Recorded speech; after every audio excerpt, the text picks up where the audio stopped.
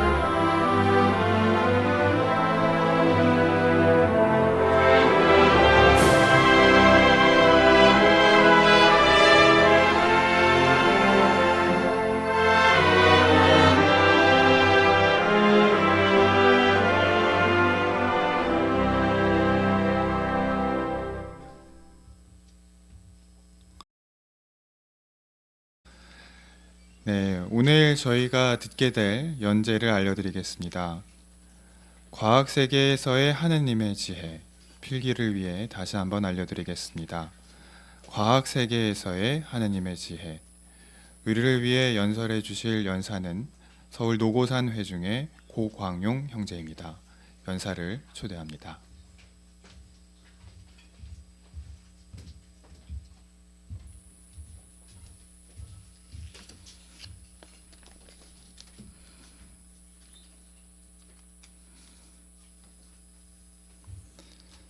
네, 연재를 다시 한번 생각해 보겠습니다. 과학 세계에서의 하느님의 지혜. 네, 어떤 느낌이 드시나요? 네, 과학 세계라는 말의 의미를 곰곰이 생각해 보면 세상이 온통 과학의 지배적인 영향력 아래에 있다라는 느낌을 갖습니다. 따라서 세상이 과학과 과학 지식으로 꽉 찬 세상에서 하느님의 지혜는 마치 무시당하고 있다라는 느낌을 좀 갖지 않습니까? 과연 우리도 그런 영향을 받아야 할 것입니까? 사실 많은 사람들은요, 인류가 가진 재난을 언젠가는 없어질 수단은 과학밖에 없다 이렇게 생각하고 있습니다. 사실 우리의 관심을 끌고 있고 지대한 영향력을 미치고 있죠. 아주 오래전 초등학교에서 문제가 있었는데 시험 문제가 있었는데요. 이런 시험 문제였습니다. 다음 중 가구가 아닌 것은? 침대에 표시를 한 아이가 있었습니다. 왜 그랬을까요? 뭐 지금도 나오는 광고긴 한데 그 당시에 유행했던 침대 회사 광고가 네, 침대는 가구가 아닙니다. 과학입니다. 네, 그렇게 얘기해서 어린아이가 영향받고 침대가 과학이지 가구가 아니다 이렇게 표시한 거죠. 네, 과학이란 말만 들으면 신뢰하려는 마음이 있습니다. 과학자, 흰 가운 입고 연구하는 모습을 보면 대단해 보이는 거죠. 네, 그런 영향을 우리가 가질 수가 있습니다. 그런데 문제점도 많이 있죠. 과학기술의 무분별한 사용으로 인해서 고통스러운 사회 문제가 생겨났습니다. 환경 재앙도 생겼죠. 정치적인 불안이 생겼고, 전쟁을 억제하려는 무기를 생산했는데 오히려 전쟁의 위험을 도사리고 있습니다. 따라서 이 시점에서 다음과 같은 질문이 제기가 됩니다. 첫 번째, 과학기술에 대한 균형 잡힌 견해는 무엇인가입니다. 두 번째, 과학이 우리를 안전한 미래로 인도하고 인류가 가진 문제들에 대한 해결책을 제시해 줄 수 있는가.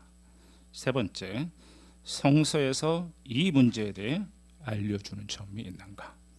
세 가지를 요약해서 말씀드리면요, 균형 잡힌 견해를 살펴볼 거고요, 해결책이 있는지 보겠습니다. 그다음에 성서의 견해입니다. 먼저 그러면 과학 기술에 대한 균형 잡힌 견해를 어떻게 얻을 수 있을까요? 사실 균형이라는 것은요, 무엇을 중심에 두고 있냐에 따라서 결정됩니다. 어떤 것을 중요하게 여기는냐에 따라서 결정되죠. 우리가 자전거를 탈 때도 중심을 잘 잡아야 되잖아요. 균형을 유지할 수 있습니다. 외줄타기 할 때도 중심을 잘 잡아야 균형이 이루어지죠. 가운데 중요하게 여기는 것을 무엇을 둘 것인가에 따라서 균형이 잡히게 될 것입니다. 그러면 현대 과학이 주는 유익점도 살펴보고요, 위험성도 살펴보겠습니다. 유익점으로는 의학 분야에서는 평균 수명이 증가했습니다. 농업 분야에서는 식품 생산이 증가했습니다. 교통과 통신 이루 말할 수 없이 발달해서 오늘날 하루 생활권이 전 세계가 하루 생활권이 되었습니다.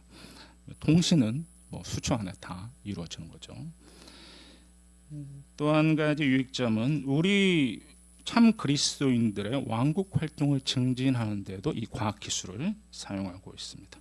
워치타워 온라인 라이브러리로 이제 검색어만 치면 모든 것을 검색할 수 있었습니다. 예전에는 어떤 분이 잘 조사하면 그분 거 귀 쫑긋 그랬는데 지금은 다 조사할 수 있는 세상이 되었죠.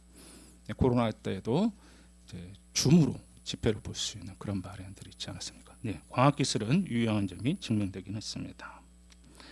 그런데 균형을 잘 잡으니까요, 유익점에 초점 맞추고 그걸 중심으로 잡으면 거기에 휩쓸릴 수 있겠죠. 그래서 위험성을 살펴보겠습니다. 첫 번째로는 과학 지식을 적용하는데, 즉 받아들이는데 한계가 있다는 것입니다. 19세기의 여러 과학자들은 종종 자기들이 언젠가 절대적인 진리와 궁극적 이해를 얻게 될 것이라고 생각하였다. 19세기 약 150년 전 얘기죠. 절대적 진리, 과학이 이렇게 내놓으면 그게 이제 불변의 진리가 되는 거죠. 그걸 찾을 수 있다 이렇게 생각했던 것입니다. 그리고 사물의 그 작동 원리를 다 이해할 수 있다 이렇게 큰 포부를 가지고 있었습니다. 그런데 지금 와서 그게 이루어졌나요? 이루어지지 않았죠. 오히려 더 불안해졌습니다. 이게 인간의 한계점입니다. 과학을 추구하는 과학자도요, 불완전한 인간이라는 것이죠. 실수를 합니다. 과학의 그 이론을 내놓는 과정을요, 연구하고 실행하고 그다음에 이제 가설이 정설이 될 수 있게끔 다시 검토합니다. 연구 실행 검토, 연구 실행 검토 계속 반복합니다. 그래서 정설이 나올 때까지 계속 노력하죠. 수십 년이 걸리는 것도 있고 수백 년이 걸리는 것도 있습니다. 한계점이 분명히 있는 것이죠. 그리고 과학 이론이 변한다라는 것에도 한계점이 있을 수 있습니다. 예전에는요, 맹장을 떼던 시대가 있었습니다. 자꾸 이제 맹장염이 걸리니까 태어날 때 8일 정도 지나면 맹장을 떼는 수술을 했어요. 근데 지금은요, 맹장은 면역 체계에 있어서 없어서는 안 될 기관이다. 이렇게 찾아냈습니다. 그때는 떼내고 지금 떼지 말아도 변한 거죠. 우리 몸에 아무것도 쓸모없는 것이 없다는 것이 증명되지 않았습니까? 이렇게 문제점이 많습니다. 또한 과학자들도 부도덕해질 수 있기 때문에 연구로 조작하고 비용 편익 분석 결과를 조작하기도 했습니다. 위험하죠. 두 번째 위험성으로는요, 인간의 지혜를 추구하면 영적인 어떤 가치관이나 영적인 필요가 소멸된다는 것입니다. 필요성을 못 느끼게 된다는 거죠. 영적으로 파멸시킬 수가 있다라는 것입니다. 함께 로마서 1장 25절을 보시도록 하겠습니다.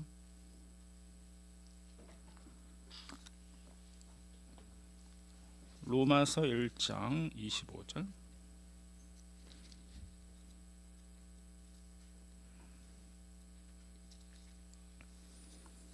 로마서 1장 25절을 보시면 그들은 하느님의 진리를 거짓과 바꾸고, 거짓에 해당되는 것은 우상 숭배와 관련되어 있습니다. 창조주 대신 창조물을 경배하고 그것에게 신성한 봉사를 드렸습니다. 창조주 대신 창조물을 경배하고, 과학이 이룬 부정적인 어떤 수준을 보시면요, 진화론이 그 한 가지 폐해라고 볼 수 있을 것입니다. 인간이 작은 단세포에서 시작을 해서 복잡한 인간까지 됐다. 이런 이론이 있지 않습니까? 그렇게 되면 조물주가 없게 되죠. 그러면 조물주의 지침도 따를 필요가 없다. 이렇게 됩니다. 그러니까 자기가 하고 싶은 대로 살고 싶은 마음이 들겠죠. 진화론을 받아들인 대부분 사람들은 신을 섬기고 싶지 않은 그런 마음을 갖고 있습니다. 따라서 창조주는 계시는 것 같은데 창조물을 보니까 창조물은 또 없는 것 같다. 이런 복잡한 사고 방식을 갖게 되는 것이죠. 그래서 더 이상 영적인 필요를 채우려고 하지 않는 현상이 있을 수가 있습니다. 그리고 세 번째 이유로는요, 인간이 이룩하는 일들에 대해 근거 없는 확신을 갖도록 유도한다는 것입니다. 과학자들은요, 꽤 오래된 이론인데 이제 텔로미어라는 게 우리 DNA 끝자락, 염색 끝자락이 있습니다. 세포 분열할 때마다 그 끝자락 부분이 짧아지는 거죠. 그러면 이게 짧아지는 것이 더 이상 짧아지지 않게 한다면 세포 분열은 더 계속되면서 건강한 세포가 유지가 되지 않을까, 이렇게 생각하는 거죠. 그래서 효소를 하나 발견했습니다. 텔로메라제라는 효소를 발견했죠. 그 주사를 맞으면 더 이상 그 텔로메라의 그 끝자락이 짧아지지 않습니다. 그래서 노화는 더 이상 진행되지 않습니다. 이렇게 이론을 내놓았던 거죠. 많은 사람이 혹해서 구입해서 주사를 맞았는데 계속 늙고 병들고 죽고 있습니다. 불완전하죠. 헛된 상상을 갖게 합니다. 그래서 그런 연구를 하는 과학자들도 우리가 처음으로 사람이 영원히 사는 것을 생각해 보게 되었다라고 말하게 됐습니다. 이게 뉴스를 통해서 나가면 사람들도 혹하게 되는 거죠. 과학자들의 말에 힘이 있기 때문입니다. 또 여러 가지요. 우리 물질 중심으로 생활하게 하고 도덕의 붕괴가 오고 고통스러운 사회의 문제도 생겨났고, 또 우리 청소년들에게는 전문적인 직업을 가져라, 기술을 익혀야 되나, 과학을 배워야 되나, 이렇게 함으로써 문제가 생기는데 가족을 소홀히 하게 되고 이혼도 생기고 비행도 생기고 갖가지 문제가 생겼습니다. 따라서 성서는 이렇게 말하고 있습니다. 고린도전서 3장 19절을 보시도록 하겠습니다.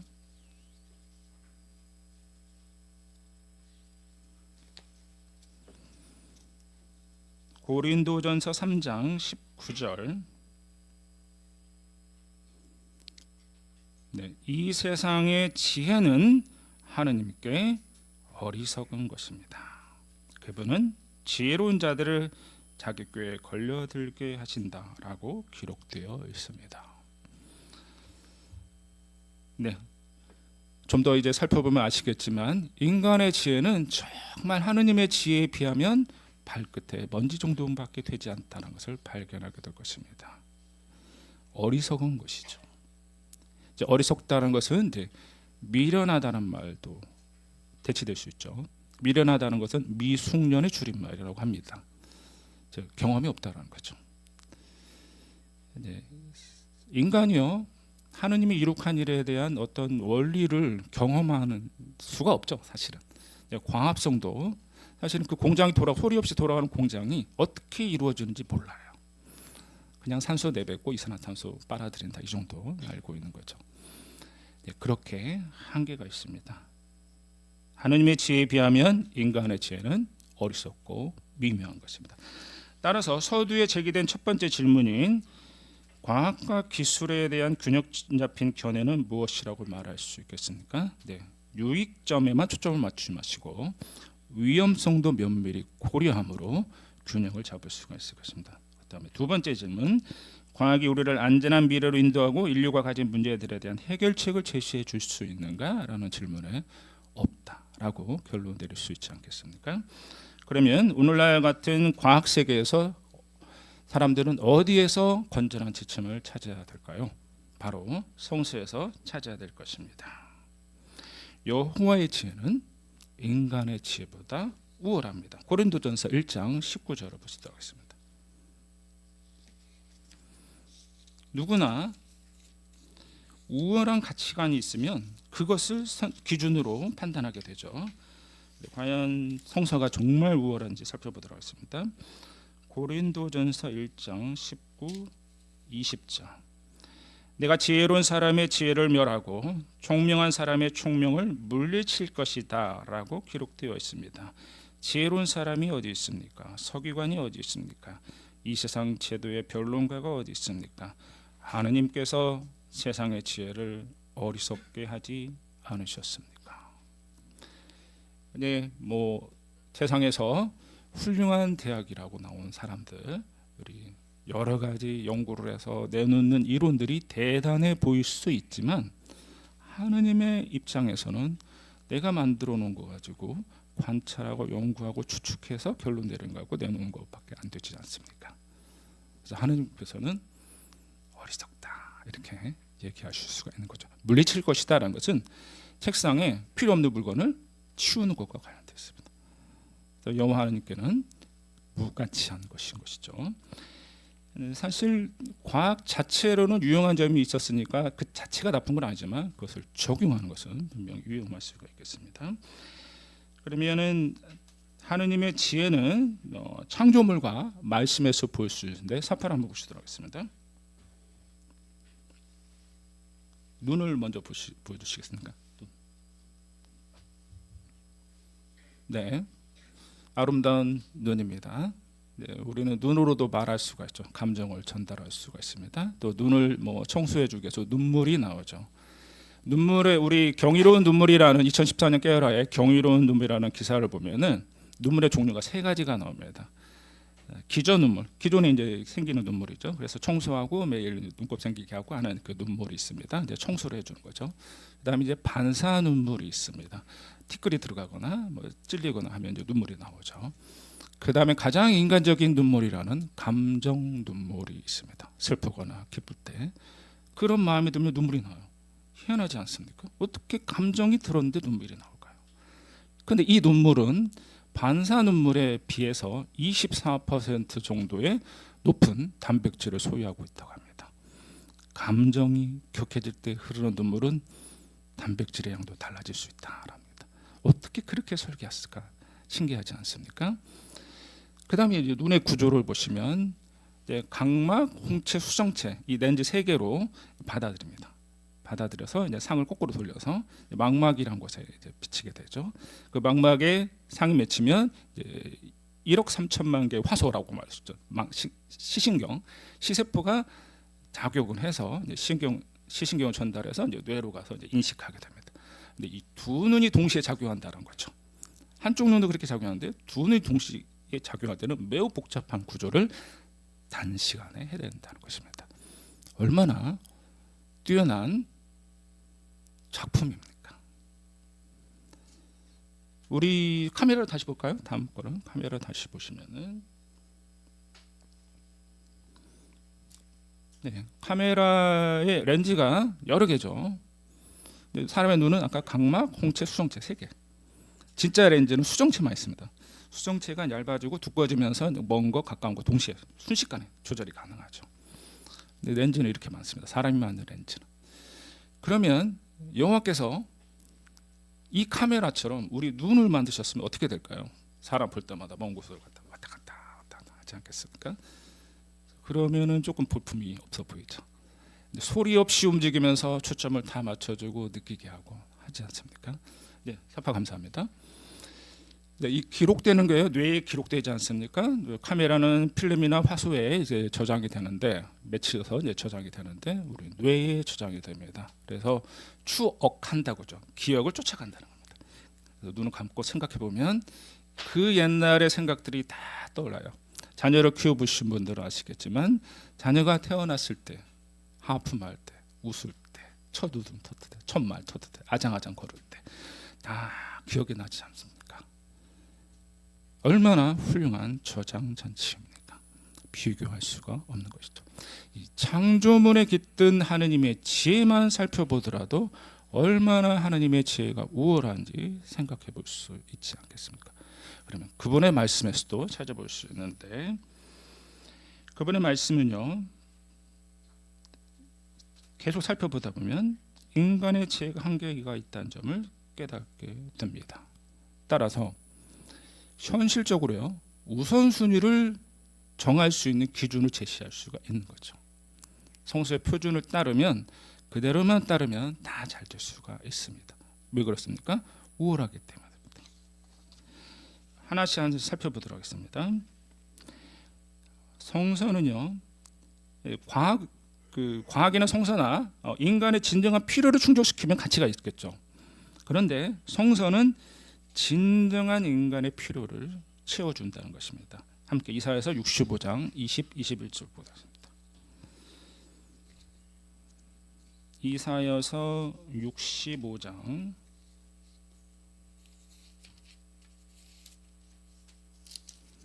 이사야서 65장 20, 21절입니다.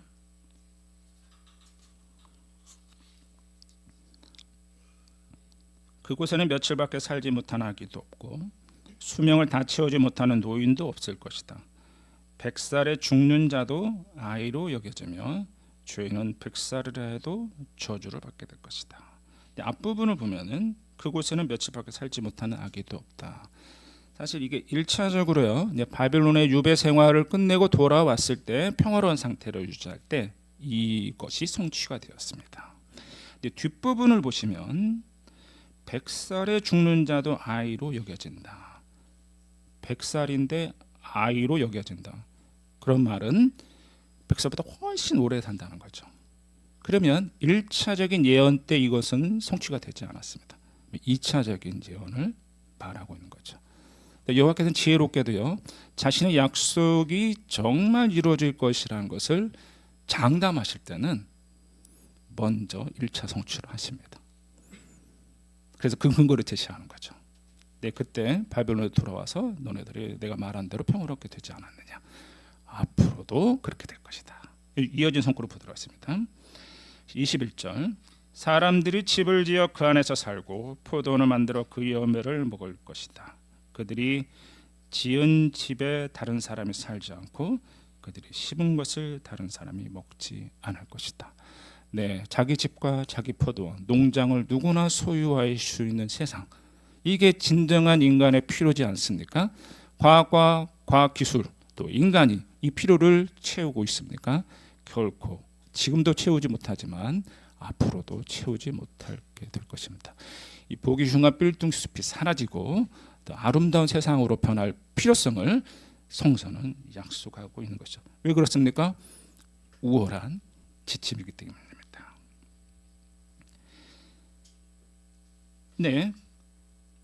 그리고 인간이 필요로 하는 살아가는 데 필요한 지침도 제공하고 계시는데 개인생활, 사회생활, 회중생활에 여러 가지 지침을 제공하고 있습니다. 특히 개인생활 부분에서는 사람이 창조될 때 내면에 이제 양심이 들어가 있죠. 우리가 누구나 다 양심을 갖고 있습니다. 이것은 창조의 근거이기도 하죠. 따라서 그 양심이 잘 작동하게 되면 문제를 겪지 않게 됩니다. 그래서 그 본성과 조화가 되는 지침을 제공하고 있죠. 로마서 1장 26, 27절 관계는 동성애는 부자연스러운 것이다. 양심하고 어울리지 않는 것이다. 이렇게 말하고 있습니다. 그다음에 골로새서 2장 8절에는 철학과 헛된 속임수를 조심해라. 인간의 가치관이 스며들면 내재된 양심이 영향을 받아서 고장날 수가 있다. 이렇게 얘기를 한 거죠. 그래서 제시를 하는 게 고린도전서 6장 18절을 보시도록 하겠습니다. 이 지침이 얼마나 지혜로운 것인지 한번 보겠습니다.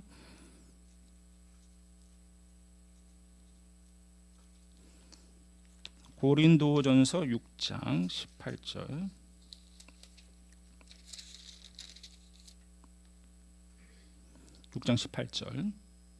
성적 부도덕을 피하십시오. 사람이 짓는 다른 모든 죄는 자기 몸 밖에 있지만 성적 부도덕을 저지른 사람은 자기 몸의 죄를 짓는 것입니다. 분명하게 말하고 있습니다. 내재된 본성과 조화를 이루는 지침이죠. 성적 부도덕을 피해라. 범했을 때 양심의 가치가 느끼지 않습니까? 조화를 이루지 않는다는 거죠. 하지 말라고 할 때 하지 말아야 되는 겁니다. 그래서 위험성을 차단할 수가 있죠. 그 결과는 자기 몸의 죄를 짓는 결과가 나올 수 있습니다. 성매개 질환, 원치 않는 임신, 그다음에 독신이었을 때 깨끗하지 않은 양심을 갖게 될 수 있어요. 그 회중이 힘들어지고 여호와 하나님을 슬프게 할 수 있습니다. 지혜롭다는 것은요, 그것을 했을 때, 결정했을 때 그 결과를 내다보는 것입니다. 그 결과가 나쁠 것 같으면 하지 않는 것이죠. 이게 지혜입니다. 막는 것입니다.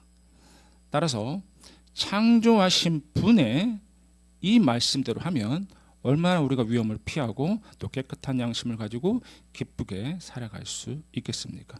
개인 생활 분야에서도 강력한 지침 제공하죠. 인간은 이런 지침을 제공할 수가 없습니다. 오히려 귀에 즐거운 말들을 하는 경향이 있죠. 네, 그 밖에도 회중 생활도 이제 서로 사랑하라는 지침을 주심으로 각자가 불안정성 때문에 개성이 또 다 다르죠. 그래서 문제가 생길 수 있습니다. 사실 불안하는 것은 가치관의 충돌 때문에 생기는 거예요. 너는 틀리고 나는 맞고 이게 아니죠. 살아온 문화가 다르고 집안 풍습이 다르고 다르게 자랐기 때문에 충돌할 수밖에 없습니다. 충돌할 수밖에 없는 사람들이 모여놨어요. 하느님이. 그럼 그런 사람 어떻게 잘 지내야 되겠습니까? 사랑하는 거죠. 기꺼이 용서하고 덮어주고 심각한 문제는 마련을 활용하고 이렇게 할 수 있겠죠. 그러면 평화를 이루도록 합니다. 이것은 어느 곳에서 적용해도 다 성공을 거두게 됩니다. 또한 교제를 조심하라고 하죠. 고린도전서 15장 33절 나쁜 교제를 피하십시오. 유익한 습관을 망친다 이렇게 나오죠. 그래서 하나님을 모르는 사람과의 교제를 넓혀가면 넓혀갈수록 내 안에 있던 긍정적인 또 좋은 가치관들이 점점점 사라지는 것을 느끼게 될 것입니다. 그것도 피하라고 이렇게 얘기한 거죠. 따라서 이제 살펴본 바에 의하면 과학의 매우 큰 영향력 아래에 우리가 살고 있습니다. 유익도 얻고 있죠. 거기에서 얼마간의 지혜도 얻고 있습니다. 그러나 그 지혜를 인간의 지혜를 추구하는 것은 어리석은 것이다. 깨닫게 되었습니다. 과학이 많은 문제를 낳았고 숱한 거짓으로 우리의 사고방식에 큰 영향을 미쳤기 때문입니다. 하느님의 작품 속에서 그분의 한없는 지혜를 발견할 수 있었습니다. 과학이 결코 줄 수 없는 지침을 살펴보았습니다. 이렇게 볼 때 세 번째 질문, 성서가 이 문제, 즉 인류가 가진 문제를 다 해결하고 안전한 미래로 인도하고 인류의 모든 문제를 해결할 수 있는가? 그 대답에 그렇다라고 결론을 내신다면 얼마나 좋겠습니까? 그러면 이제 우리는 어떠한 행동을 취하게 되겠습니까? 과학의 또 성서의 견해를 살펴봤으니까 우리는 이제 어떻게 해야 될 것입니까? 하느님의 지혜가 우리를 이제 인도하게끔 이제 설정을 다시 해야 되겠죠. 그렇게 하는 방법은 우리의 정신을 미래에 꽂혀두는 것입니다. 중심을 두는 것이죠. 베드로후서 3장 13절 가운데 새 하늘과 새 땅이 언급되어 있죠. 세상이 이제 변하게 될 것입니다. 새로운 정부가 들어서게 될 것이고 의로운 자가 땅을 차지하게 될 것입니다. 의로운 자가 땅을 차지한다는 것은 악한 자는 찾아볼 수 없다는 것이죠. 그런 세상이 올 것이라는 거에 초점을 맞춰야 될 것입니다. 그 다음에 빌립보서 1장 10절, 9절 10절 가운데 더 중요한 것을 확인하고죠. 저울질했을 때 중요하다고 여기는 것이 있습니다. 또 급하다고 여기는 것입니다. 우리는 먼저 그것을 하는 경향이 있죠. 그런데 더 견주어봤을 때 무엇이 더 중요한가라는 살펴볼 때 그걸 중심으로 살아가야 하는 거죠. 사실 하느님의 백성은요, 하느님의 말씀을 중심으로, 그분이 하라고 하는 것을 중심으로, 그걸 가장 중요하다는 생각으로 중심에 자리 잡아야 되겠다. 그렇게 중심에 자리 잡으면 다른 것이 그렇게 중요하게 안 보이게 되는 것이죠. 따라서 디모데에게 말한 것도 있죠. 만족할 줄 안다면 경건한 정성은 큰 일이 된다. 먹을 것, 입을 것 서로 만족한다. 디모데에게 편지를 보낼 때, 바울이 편지를 보낼 때 이미 그는 감옥의 경험을 겪었습니다. 있었어. 그가 감옥에 있을 때 어떤 경험을 했습니까? 먹을 것으로는 죄수가 주는 음식, 죄수에게 주는 음식 먹고, 입을 것으로는 죄수복 있었고, 그다음에 쉴 곳은 감옥이었습니다. 그것으로도 충분히 살 수 있었던 거죠. 그런 거, 만족의 비결을 터득하면 경건한 정성이 눈에 보인다는 것입니다. 경건한 정성이라는 것은 걸맞는, 대상에 걸맞는 일이죠.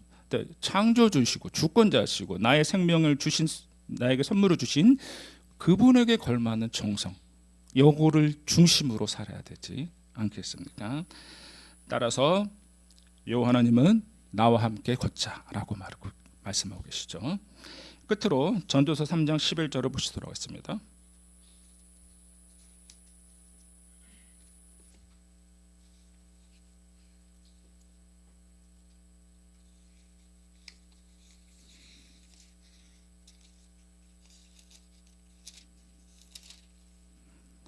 전도서 3장 11절.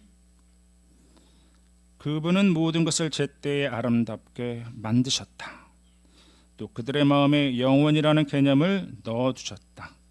하지만 인간은 결코 하나님께서 하시는 일을 처음부터 끝까지 다 찾아내지는 못한다. 영원이라는 개념을 넣어주셨어요. 물건을 만들 때요, 개념을 가지고 만듭니다. 공기청정기라는 물건을 만들 때는 공기청정 기능을 생각해서 설계하고 만들죠. 영혼이라는 개념을 넣어주셨다는 것은 영혼이 살게끔 생각했기 때문에 그 개념을 넣어주신 거죠.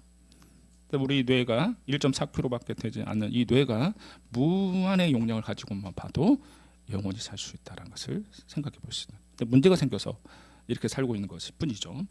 그런데 영혼이 살게 되면 하느님께서 하시는 일을 처음부터 끝까지 다 찾아낼 수 있다? 아니고요. 못한다 했죠. 일부만이라도 우리 찾아낼 수 있다. 일부만 찾아내도 어마어마한 양이 될 것입니다. 왜 그렇습니까? 하느님의 지혜는 그보다 더 훨씬 많기 때문이다. 결코 쫓아갈 수 없는 그분의 지혜를 탐구할 수 있는, 왕성한 호기심을 채울 수 있는 그런 세상을 고대한다면 얼마나 좋겠습니까? 그렇습니다. 그런 세상을 기대하면서 낙원에서 이 연단에 제가 다시 서본다면 이런 주제로 한번 연설을 하고 싶습니다. 하느님의 지혜 속의 참과. 그때 한번 다시 뵙도록 하겠습니다.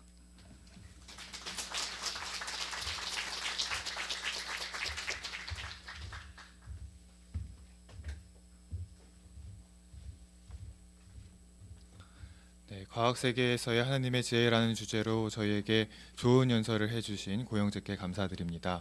저희가 하나님의 지혜를 갖고 지금도 그래도 미래까지 잘 살아야겠다는 확신을 가질 수 있었습니다.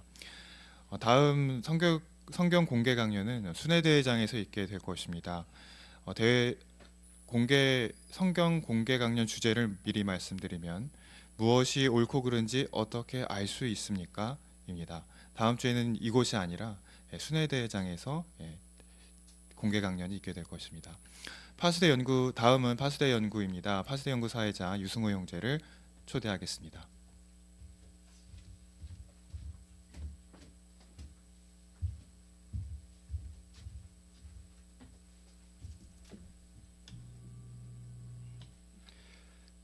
행복한 그리스도인이 되는데 도움이 되는 파스텔 집회에 함께해 주셔서 감사합니다. 가능하신 분들은 함께 일어나셔서 노래 45번 내 마음의 묵상을 함께 부르시겠습니다.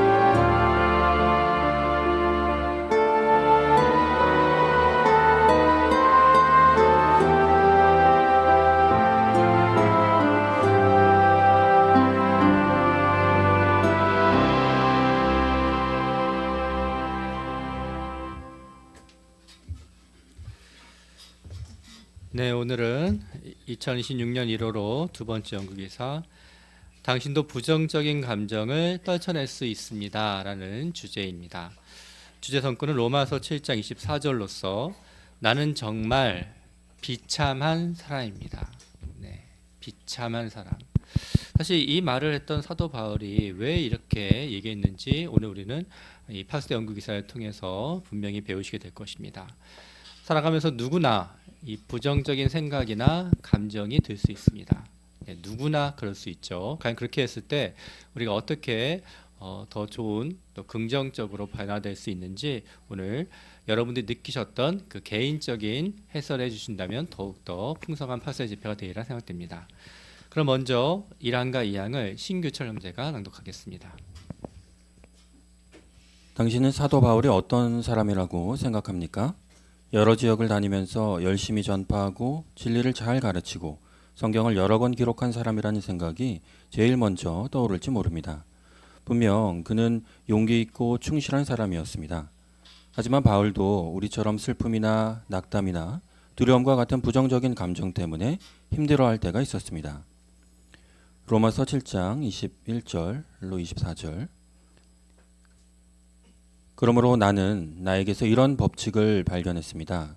곧 내가 옳은 것을 하기 원할 때에 악한 것이 내게 있다는 것입니다. 나는 속사람으로는 하나님의 법을 참으로 좋아하지만 내 몸속에서 다른 법이 내 정신의 법과 싸워 나를 내 몸속에 있는 죄의 법의 포로로 끌고 가는 것을 봅니다. 나는 정말 비참한 사람입니다. 이 죽음을 겪고 있는 몸에서 누가 나를 구해내겠습니까? 로마서에서 바울은 자신이 느끼는 감정을 솔직히 표현했습니다. 그는 충실한 그리스도인으로서 하나님의 뜻을 행하기를 간절히 원했지만 불완전한 경향 때문에 하나님이 원하시는 대로 행동하기가 쉽지 않았습니다. 이러한 내면의 싸움에 더해 바울은 부정적인 감정으로 힘들어하기도 했습니다. 과거에 한 잘못에 대해 죄책감을 느끼기도 했고 쉽게 해결되지 않는 문제들 때문에 낙담하기도 했습니다. 우리 모두가 바울의 이러한 감정에 깊이 공감할 수 있지 않습니까?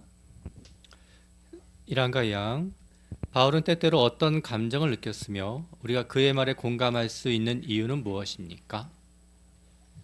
네, 한지윤 학생. 바울은 때때로 슬픔이나 낙담이나 두려움과 같은 부정적인 감정 때문에 힘들어할 때가 있었습니다. 네, 그렇습니다. 잘 얘기했어요. 네.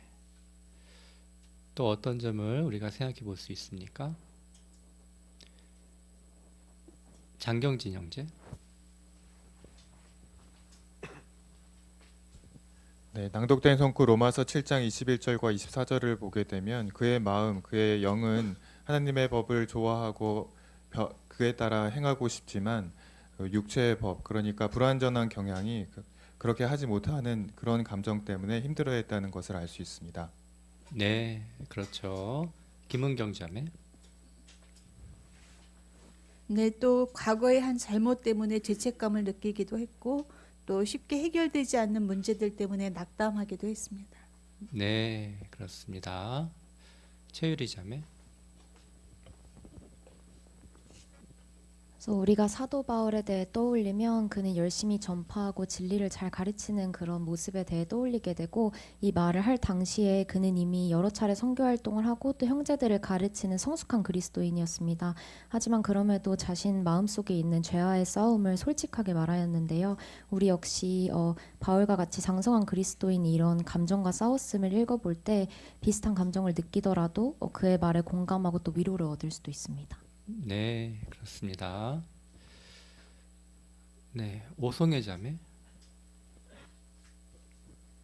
바울은 내면의 싸움에서 24절처럼 이 죽음을 겪고 있는 몸에서 누가 나를 구해내겠습니까? 하면서 본인의 비참한 감정을 솔직히 표현했습니다. 네, 그렇죠. 그 낭독성구에서요, 그 21절에 이런 법칙이라는 표현이 나오는데, 자, 법칙이라는 말을 들으시면 어떤 느낌이 좀 드세요? 법칙이라는 그런 단어를 좀 들어보시면 이 바울이 느끼고 있는 이런 생각들, 감정들 이런 것들이 좀 어떤 느낌을 좀 들게끔 합니까? 법칙. 네. 신영옥 자매. 예, 그 결함의 원인이니까 결함이 있다라는 느낌이 들고요. 자기 자신이 결함이 있다라는 느낌이 들고 그 기준에 달하지 못한다. 그리고 어딘가에 그 틀에 꽉 짜여 있다. 그런 느낌도 듭니다. 네, 그렇죠.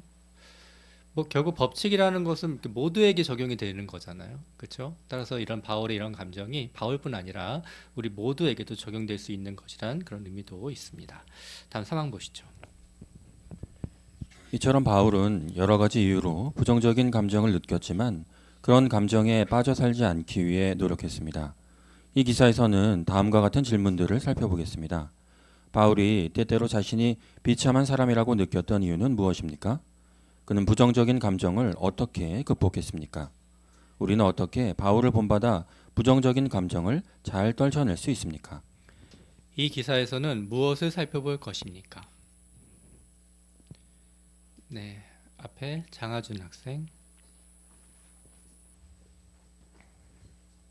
이 기사에서는 바울이 때때로 자신이 비참한 사람이라고 느꼈던 이유는 무엇인지, 그가 부정적인 감정을 어떻게 극복했는지, 우리는 어떻게 바울을 본받아 부정적인 감정을 잘 떨쳐낼 수 있는지 살펴볼 것입니다. 네, 잘 말했습니다. 자, 최윤정 자매. 네, 여기 기사에서 언급하는 부정적인 감정은 우울증과는 다른 것입니다. 그런 증상을 의사의 치료를 받아야 하는 것인데요. 여기서 말하는 것은 우리가 때때로 겪을 수 있는 우울감과 불안감이며 그것을 어떻게 영적으로 극복할 수 있는지를 알게 해줍니다. 네, 그렇죠. 맞습니다. 자, 그러면 이제 소제목 보시죠. 바울은 무엇 때문에 부정적인 감정을 느꼈습니까? 사항입니다. 과거의 한 잘못. 바울은 그리스도인이 되기 전에 사울로 알려져 있었습니다. 그 시기에 그는 두고두고 후회할 나쁜 일들을 많이 저질렀습니다. 예를 들어 충실한 스데반이 돌에 마르자 죽임을 당할 때 바울도 그 자리에 있었고 그 일을 좋게 여겼습니다. 또한 앞장서서 다른 그리스도인들까지 모질게 박해했습니다. 사항 질문. 바울은 무엇 때문에 부정적인 감정을 느꼈습니까? 김준영 형제. 네, 과거의 한 잘못 때문에 부정적인 감정에 사로잡힐 수 있습니다. 네, 좋은 대답입니다. 배경윤 자매. 사도 7장에서 바울은 스데반이 돌에 맞아 죽었을 때 겉옷을 맡아두며 그 일을 좋게 여겼고 8장에선 회중들을 짓밟아 남자 여자 할 것 없이 감옥에 넘기는 등 그리스도인 되기 전에 하는 그런 많은 나쁜 일들로 인해서 현재 같은 믿음을 가진 형제들을 볼 때마다 부정적인 그런 감정을 느꼈을 것입니다. 네, 성구를 잘 해설해 주셨네요. 좋습니다. 윤미경 자매. 목숨을 바칠 수 있을 정도로 더없이 사랑하게 된 소중한 형제 자매들을 박해하는 일에 자신이 앞장섰고 또 순교당할 때 좋게 여기기까지 했다는 점에서 씻을 수 없는 죄책감이 들었을 텐데요. 사도 26장에서 알려주는 것처럼 바울은 한때 예수를 반대하는 일이 옳다고 확신하고 있었기 때문에 확신에 차 있었던 만큼 할 수 있는 모든 박해에 열과 성을 다했고 다른 도시들에 가서까지 박해할 정도였습니다. 하지만 알고 보니 자신의 확신이 완전히 틀렸고 소중한 영적 가족들을 자기 손으로 해쳤다는 생각이 본인 스스로가 끔찍한 박해를 경험할 때마다 들게 되어서 두고두고 몹시 힘들었을 것입니다. 네, 그렇습니다. 네, 최희정 형제. 네, 이 본문에서도 모질게 박해했다라고 나오는데요. 이 모질게라는 뜻을 보면 파괴하다, 짓밟다, 이 잔인하게 다루다라는 의미를 가지고 있는 것 같습니다. 이때 당시의 사울이었을 그의 마음이 자신이 하느님을 위해 옳은 일을 하고 있다는 사명감을 갖고 있지 않았을까라는 생각 때문에 아마 이제 이후에 이 과거의 한 잘못 때문에 아마 바울은 부정적인 감정을 많이 느꼈을 것으로 예상이 됩니다. 네, 그렇습니다. 자, 그럼 이제 5항을 보시죠. 그리스도인이 된 후에 사도 바울은 과거에 그리스도인들을 맹렬하게 박해한 것 때문에 마음이 괴로울 때가 많았습니다. 시간이 갈수록 그의 괴로움은 점점 더 커졌을 수 있습니다. 예를 들어 그는 기원 55년경에 고린도 사람들에게 첫 번째 편지를 썼을 때 이렇게 말했습니다. 나는 사도라고 불릴 자격도 없는 사람입니다. 내가 하나님의 회중을 박해했기 때문입니다. 그리고 약 5년 후에 에베소 사람들에게 보낸 편지에서 그는 자신이 모든 거룩한 자들 가운데 가장 작은 자보다 더 작은 자라고 말했습니다. 또 나중에 디모데에게 보낸 편지에서 그는 자신이 전에는 신성을 모독하는 자, 박해하는 자, 불손한 자였다고 썼습니다. 한번 생각해 보십시오. 바울이 회중들을 방문하면서 자신이 예전에 박해했던 사람들이나 그들의 가족을 만났다면 얼마나 마음이 불편하고 괴로웠겠습니까? 5항 질문. 바울은 자신이 과거에 한 잘못에 대해 어떻게 느꼈습니까? 네, 줌에서 박명자 자매.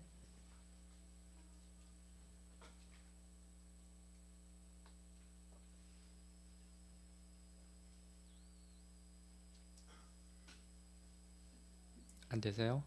그러면 김효진 자매. 줌에서. 이게 해제 음소거 해제가 안 되시는 것 같은데요. 됐습니다. 바울이 고린도 사람들에게 첫 번째 편지를 썼을 때 나는 사도라고 불릴 자격도 없는 사람입니다. 내가 하느님의 회중을 박해했기 때문입니다. 라고 언급한 것을 보면 과거에 했었던 자신의 일들 때문에 마음이 많이 괴로웠다는 점을 알 수 있습니다. 네, 그렇죠. 맞습니다. 전영민 형제. 예, 또한 거룩한 자들 중에 가장 작은 자보다 더 작은 자라고 말했고 또 신성을 모독했던 자라고 느끼면서 괴로움을 토로했습니다. 네, 그렇죠. 맞습니다. 김영수 형제. 네, 바울이 그 하나님의 백성이 되기 전에 그리스도인들을 맹렬하게 박해한 것 때문에 아주 오래오래 고통 속에 살았다는 점을 알 수가 있는데 이건 바울뿐만 아니라 현재 하나님의 백성이 된 많은 우리 하나님의 백성들도 과거에 그리스도인들을 상당히 박해하고 또 가족들 증인이 된 가족들을 상당히 괴롭히면서 박해했던 사람들이 상당수가 있습니다. 그런 사람이 진리 안에 들어와서 생활할 때 과거에 있었던 일을 가지고 얼마나 힘들어할까 하는 생각을 가졌습니다. 네, 그렇습니다. 장은아 자매. 예, 여기 언급된 고린도전서부터 디모데전서까지 바울이 자신의 잘못을 언급하며 보낸 편지들의 시간차를 보면 아마도 10년여에 가까운 꽤나 긴 시간 동안 바울이 이러한 괴로움을 겪었음을 알게 됩니다. 이런 자신의 자책감만으로도 힘들었을 바울이 심지어 회중들을 방문하면서 예전에 박해했던 사람들이나 그들의 가족을 만나게 된다면 아마도 그 죄책감은 배나 더했을 것입니다. 이처럼 바울은 자신이 과거에 한 잘못에 대해서 오랜 시간 동안 매우 괴로워했음을 알게 됩니다. 네, 상상이 됩니다. 윤은주 자매.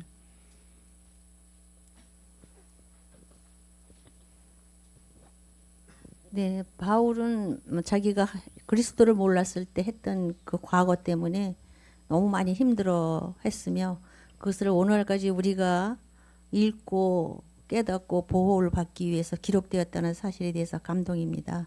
그래서 디모데전서 1장 13절에 보면 내가 전에는 신성을 모독하는 자였고 박해하는 자, 불손한 자였다라고 고백했습니다. 그렇지만 내가 모르고 믿음 없이 한 일이기 때문에 나는 자비를 받았다라고 이렇게 자기가 과거에 한 믿음 때문에 계속 자책하고만 있은 게 아니라 계속 하나님께 보호를 받고 있었으며 자비의 선물을 받았다는 것을 생각하면서 아마도 그런 일을 떨칠 수 있었을 것 같습니다. 우리도 호벨에서 만나는 사람들이 저희들에 관해서 좋지 않은 인상을 많이 보일 때가 있는데요. 그럴 때 우리도 진리 전에는 아마도 그들에게 그렇게 했을 것이다. 진리받기 전에는 그런 걸 생각한다면 그들에 대해서 많이 이해를 하게 될 것이고 또 적극적인 마음으로 접근하게 될 수 있다는 것을 다시 한번 생각하게 됩니다. 네, 감사합니다. 다음 6항 보시죠. 육체의 가시. 바울에게 큰 고통을 준 다른 문제들도 있었는데 그는 그것을 육체의 가시라고 불렀습니다. 그는 그러한 어려움들이 무엇인지 구체적으로 말하지는 않았습니다. 그것은 건강 문제였을 수도 있고 감정적인 어려움이었을 수도 있고 그를 힘들게 하는 다른 문제였을 수도 있습니다. 6항. 바울은 또 무엇 때문에 큰 고통을 느꼈습니까? 이재훈 형제. 예, 바울은 육체의 가시라고 불렀던 어떤 지속적인 어려움 때문에 큰 고통을 느꼈습니다. 네, 아주 직접적인 해설 좋습니다. 난강자 자매. 그 바울이 느꼈던 육체의 가시 중에는 그 우울감이나 불안감도 표현을 같이 하고 있습니다. 그렇지만 그가 심각하게 생각했던 것이 바로 눈 시력이 나빴기 때문에 여러 가지로 요청도 여호와께 요청도 했지만 그것은 들어주지 않았고 그 바울의 육체의 가시로 남아 있었습니다. 네, 그렇죠. 유하진 형제. 바울은 자신의 육체의 가시를 없애달라는 기도를 총 3번 반복했는데요. 어쩌면 3일간 연속적으로 했다기보다는 간절히 기도하고 또 응답을 기다리는 형식으로 총 3번을 했을 수도 있겠다는 생각이 들었습니다. 이런 간절한 기도였지만 여호와께서는 응답해주지 않으셨는데요. 이 다른 사람의 병을 고쳐주고 심지어 죽은 사람도 부활시켰던 바울은 막상 자신의 질병과 관련된 기도를 여호와께서 들어주지 않으신다는 점 때문에 낙담되고 또 자기는 무기력하다고 느꼈을 수도 있을 것 같습니다. 네, 그렇게 생각할 수 있네요. 좋습니다. 이강수 형제. 네, 바울이 시력이 좋지 않았다라는 말을 성경에 구체적으로 언급되어 있지는 않습니다. 네, 그렇지만 갈라디아서 6장 11절에 보게 되면 큰 글씨로 여러분에게 썼습니다. 네, 이런 표현을 보면 아마도 시력에 문제가 있지 않을까 하는 견해가 있습니다. 네, 생각해 볼 수 있죠. 맞습니다. 김명철 형제.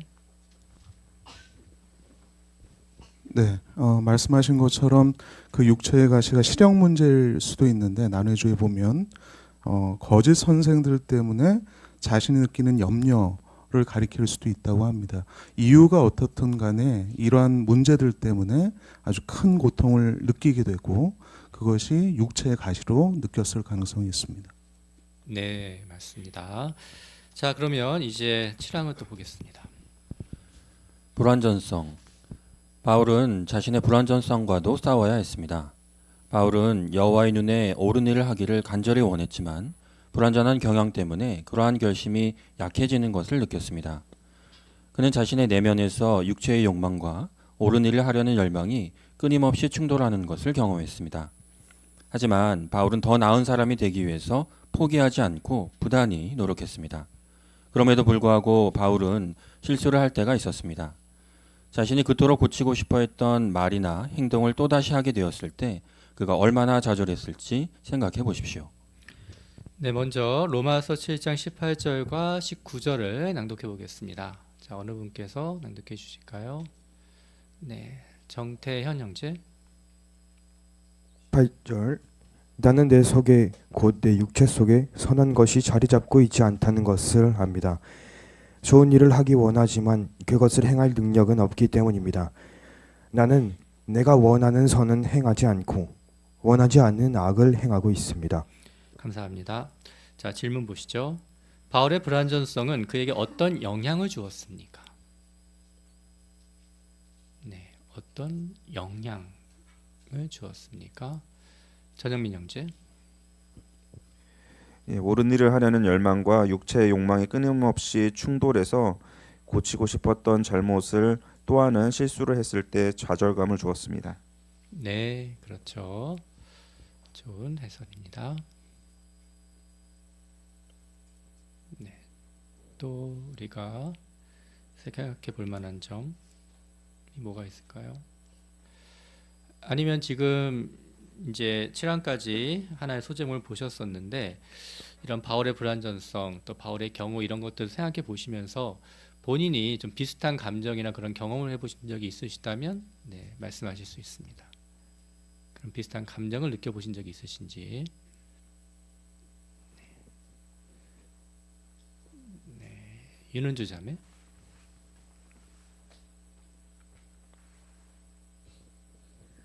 네, 평소에는 그 영적으로 좀 열심히 잘 해보겠다. 그리고 예수 그리스도께서 우리를 위해서 희생하신 그런 놀라운 사랑에 대해서 나도 많이 참고 어떤 경우라도 인내를 해야겠다는 생각을 다짐합니다. 그러나 어떤 시기가 오면 그 1분 1초를 못 참을 때가 많거든요.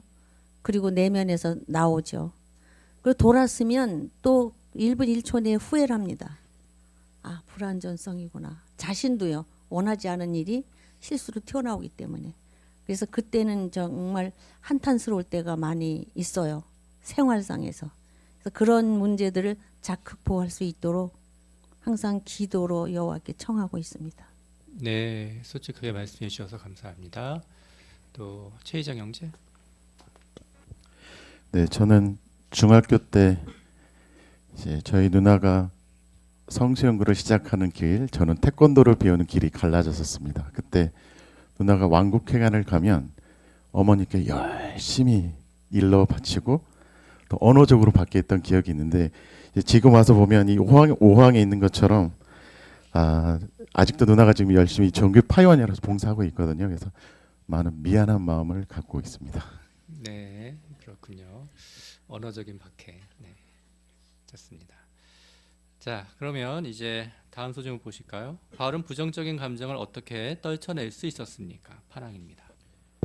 바울의 편지들을 보면 그가 자신과 형제 자매들이 어떻게 하나님의 영의 도움으로 죄짓는 성향을 극복할 수 있을지 깊이 생각해 봤다는 것을 알 수 있습니다. 바울은 그리스도인들이 어떤 좋지 않은 특성과 욕망을 피해야 하는지 자주 언급했습니다. 그런 기록들을 볼 때 분명 그는 자기 자신의 약점에 대해 깊이 생각해 보고 그러한 약점을 어떻게 극복할 수 있는지 알아보기 위해 성경을 자세히 연구해 보았을 것입니다. 그리고 분명 그렇게 연구하면서 얻은 교훈을 적용했을 것이며 자신이 적용한 그 내용을 형제 자매들에게도 알려주었을 것입니다. 8항 바울이 쓴 편지를 보면 그가 자신의 불완전성과 싸우기 위해 어떻게 했다는 것을 알 수 있습니까? 임종선 형제.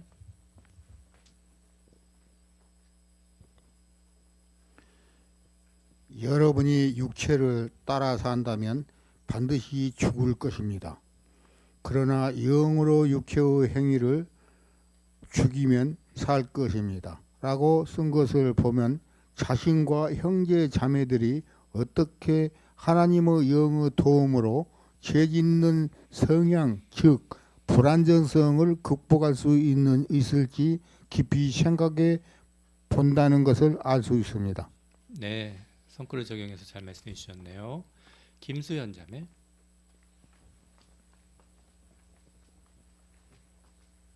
말씀하신 것처럼 바울은 그리스도인들이 어떤 좋지 않은 특성과 욕망을 피해야 하는지 자주 언급했는데, 그런 기록들을 보면 자기 자신의 약점에 대해 깊이 생각해보고 그런 약점을 어떻게 극복할 수 있는지 깊이 고민해 보았을 것을 알 수 있습니다.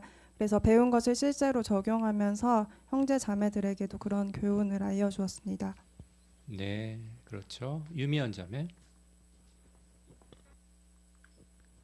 네, 바울은 자신의 약점을 방치하지 않고 성경을 깊이 연구하는 적극적인 태도를 보였습니다.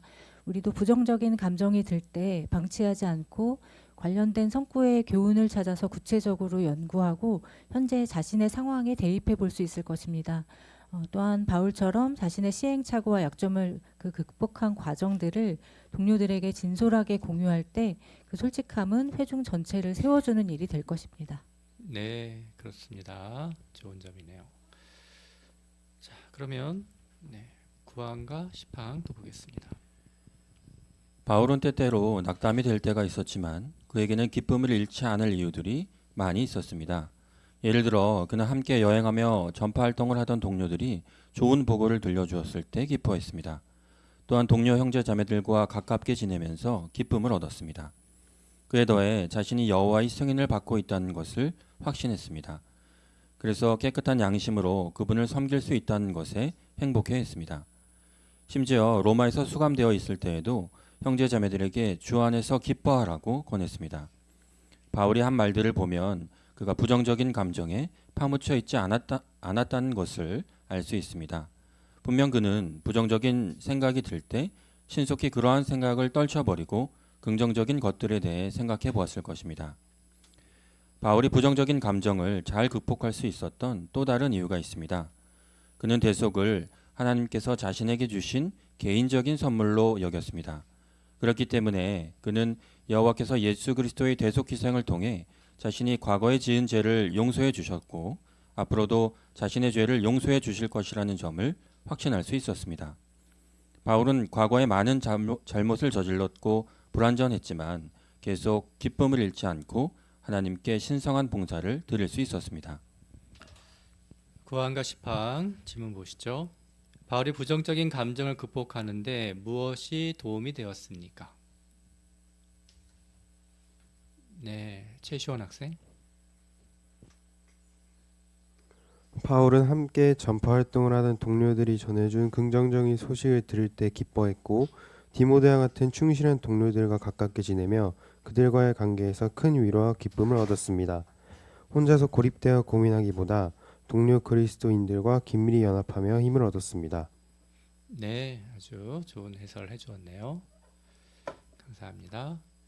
심재용 형제. 네, 또 다른 도움을 받은 점은 자신이 여호와의 승인을 받고 있다는 것을 확신하면서 긍정적인 것들에 초점을 맞추었고 무엇보다도 그리스도의 대속을 묵상하면서 그것을 여호와께서 자신에게 주신 개인적인 선물로 여김으로써 앞으로 이제까지 자기가 잘못했던 그 과거의 죄를 모두 용서해 주셨다는 확신이 있었기 때문에 또 부정적인 감정을 극복하는 데 도움이 되었습니다. 네, 중요한 점이죠. 함승현 자매. 네, 또 로마에서 수감되어 있었을 때에도 형제자매들에게 주 안에서 기뻐하라고 말했는데요. 이렇게 말할 수 있었던 것은 부정적인 감정이 들 때 그러한 감정에 계속 파묻혀 있지 않고 신속히 떨쳐버리고 긍정적인 것들을 생각해 봄으로써 기쁨을 잃지 않을 수 있었을 것입니다. 네, 그렇죠.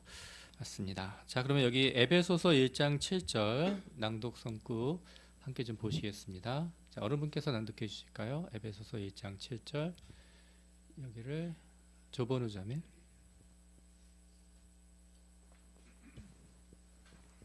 우리는 그를 힘입어 그의 피로 말미암아 대속물에 의한 석방을 곧 범죄에 대한 용서를 받습니다.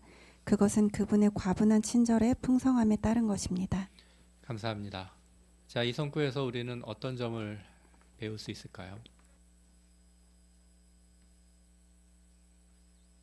이재용 형제. 네, 바울도 그렇게 생각했던 것처럼 대속 마련은 여호와께서 마련해 주신 나에 대한 아주 친절한 선물임을 깊이 생각하였습니다. 네, 그렇죠. 유아진 형제. 바울은 과거 자신이 이렇게 유대인의 전통 때문에 사람 죽이는 일에 최선을 다했다는 사실과 또 그런 기억은 이미 회개했다 하더라도 그의 양심을 평생 괴롭혔을 것입니다. 하지만 바울은 예수의 대속을 통해 여호와께서 자신의 죄를 용서해 주셨다는 점을 확신하고 또 믿고자 최선을 다해 노력했고 그 덕분에 끝까지 진리를 위해 최선을 다할 수 있었습니다. 네, 그렇죠. 배경윤 자매. 낭독상구에서 우리는 대속물에 의한 용서를 받았다고 했지만 갈라디아 2장 20절에선 나를 위해 자신을 넘겨주셨더라고 또 하신 것을 보면 대속을 자신에게 주신 개인적인 선물로 여겼기 때문에 기쁨을 잃지 않는 데 도움이 되었다는 것을 알 수 있습니다. 네, 그렇죠. 그 점은 조금 더 확장해 보시면 로마서 7장 24절 25절 오늘 주제 성구에서도 네, 어떻게 강조하고 있습니까? 로마서 7장 24절과 25절에서도 이 대속에 대한 선물을 우리가 어떻게 하도록 권하고 있죠? 장은하 자매. 예, 바울은 자신의 비참함을 표현하면서 이 죽음을 겪고 있는 몸에서 주 예수 그리스도로 인해서 자신을 구해 주신 하느님께 감사한다고 표현하였습니다. 이처럼 바울은 대속물을 통해 자신이 과거에 지은 죄나 혹은 앞으로도 지을 죄나 모두 여호와께서 용서해 주실 것이라는 것을 확신할 수 있었고 그것이 막연하게 모든 사람을 위해서가 아니라 자신을 위해 마련하신 선물이라는 점을 깊이 묵상함으로 자신이 겪고 있는 고통에서 벗어날 수 있었습니다. 네, 바로 그 점이죠. 나는, 나를, 나 자신은 계속 이렇게 나오고 있습니다. 사파 함께 보실까요? 자, 사파에서는 또 어떤 점을 우리에게 알려주고 있습니까? 김은미 자매. 네, 바울이 이전에 자신이 얼마나 그 신성을 모독하고 불손하고 그리스도인들을 박해했는지를 생각하고 있습니다. 하지만 오른편에 그리스도의 그 기둥에 못 박혀 죽어가는 모습을 이 대속을 깊이 묵상하고 있는데요. 어쩌면 예수께서 그 돌아가실 때 옆에 있던 행악자에게 예수께서 당신과 나라는 그 대명사를 사용하셨고 낙원에 있을 것을 그 확인시켜 주는 것을 깊이 생각하고 이 대속이 자신에게도 개인적으로 느껴지도록 생각했을 수 있습니다. 이렇게 바울은 이전에 큰 죄를 지었지만 그 하느님의 과분한 친절에 대해서 깊은 인식을 가지고 있었고 그렇기 때문에 바울의 14통의 서한에서 유독 과분한 친절이라는 단어를 90번이나 사용하는 깊은 인식을 가지고 있었습니다. 그러므로 우리도 많은 부정적인 감정이 올라오지만 바울과 같이 여호와의 과분한 친절, 대속을 생각할 때 그러한 감정을 떨쳐버릴 수 있다는 점도 배우게 됩니다. 네, 그렇죠. 맞습니다. 심재용 형제. 네, 그래서 바울은 그 대속에 대해서 묵상하면서 대답에 나온 것처럼 개인적인 것으로 받아들였는데 여호와께서 다른 사람들은 사랑하셔도 나를 사랑하실 일은 없다 이렇게 단정하면서 하나님의 사랑의 한계를 긋지는 않았습니다. 그래서 개인적인 선물로 받아들였기 때문에 지나친 죄책감이라는 어떤 그런 잘못된 감정에 매몰되지 않고 끝까지 기쁘게 여호와께 봉사드릴 수 있었습니다. 네, 그렇죠. 자, 그러면 다음 또 11항 보겠습니다. 바울처럼 우리도 하나님을 불쾌하시게 하는 생각과 행동과 말을 하지 않으려고 애쓰지만 불완전성 때문에 그러기가 쉽지 않다고 느낄지 모릅니다. 그처럼 힘겨운 내면의 싸움을 끊임없이 하다 보면 자신이 정말 비참한 사람이라는 생각이 들 수 있습니다. 20대인 엘리자 자매는 이렇게 말합니다. 바울에 대해 생각해 보면 나만 이런 힘겨운 싸움을 하는 게 아니구나라는 생각에 격려가 돼요. 여호와께서 우리가 얼마나 힘겨운 노력을 하면서 그분을 섬기는지 다 아신다는 점도 확신하게 되죠. 그러면 바울처럼 부정적인 감정을 떨쳐내고 깨끗한 양심으로 계속 기쁘게 여호와를 섬기는 데 무엇이 도움이 됩니까? 11항 바울의 본이 어떻게 우리에게 격려가 됩니까? 네, 박준범 형제. 네, 바울처럼 부정적인 감정을 떨치기 위해서 애쓰고 있다면 혼자만 그런 힘겨운 싸움을 하는 것이 아니라는 격려를 받게 될 수 있습니다. 그렇죠, 맞습니다. 어강규 형제. 네, 이러한 기록을 남겨주신 것을 보았을 때 여호와께서는 분명 우리가 힘겹게 싸우고 있다는 것을 아시고 계신다는 점도 격려가 됩니다. 네, 그렇죠. 네. 결국 이 질문이 우리에게 어떻게 격려가 되는가라는 질문이잖아요. 여러분 개개인들에게 어떻게 좀 격려가 되셨습니까? 개인에게 한번 적용해 보실까요? 자, 어떻게 좀 격려가 되셨습니까? 신영옥 자매. 예, 이제 어저께 오후에 파스텔 연구하고 오늘 아침에도 이제 들으면서 이렇게 이제 집안일 하면서 기분 좋게 시작했는데 모시고 나오면서 한바탕 했습니다, 아버지랑.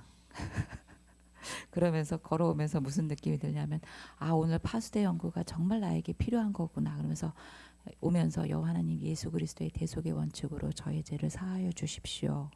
이렇게 하면서 이제 나머지 걸어오는 거는 기분 좋게 왔거든요. 그러니까 매일 자기 징계, 매일 자기 제어, 이렇게 사는 것 같습니다.